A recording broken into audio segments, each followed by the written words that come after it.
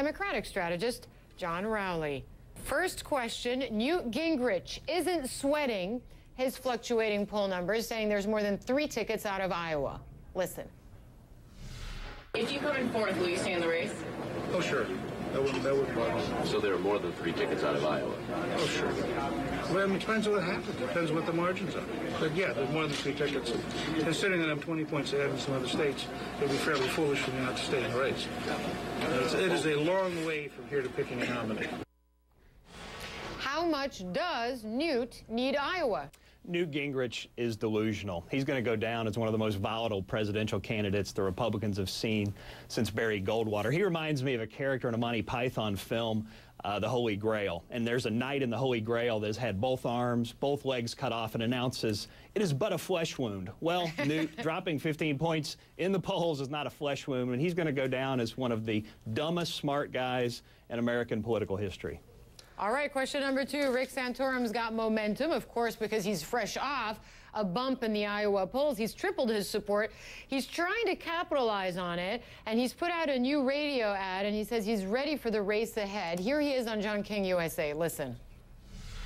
This isn't my first rodeo. I've been through very, very tough campaigns, big national scrutiny types of campaigns in the state of Pennsylvania. Most of the media says that Mitt Romney is a guy that can beat President Obama. But what history does Mitt Romney have of beating anybody as a conservative?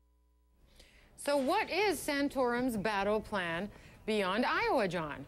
Well, there's one brutal irony for Rick Santorum. A few months ago, I don't think anybody thought he had a chance to win. Now he's in danger of actually performing well, but coming in under expectations, because some are even talking about Rick Santorum winning Iowa. So I think, A, he needs to keep expectations lowered going into Iowa. 2, he's got to broaden his appeal beyond just the evangelical base. And then he probably needs a good battle plan going into South Carolina, where his socially conservative message has a very good chance of taking hold with that electorate. American Idol Kelly Clarkson endorses Ron Paul. She tweeted this.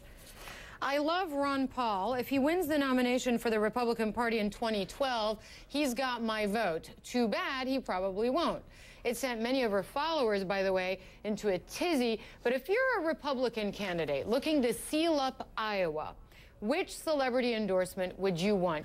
They probably want someone without a Twitter account, and I think celebrity rehab is probably in order for this field, given how much rehabbing of their image and the operations of their campaigns. But in reality, given how important the socially conservative vote and the evangelical vote is, a dream endorsement, an endorsement that anybody in this field would push a P with their nose from Iowa to New Hampshire for, would be Tim Tebow.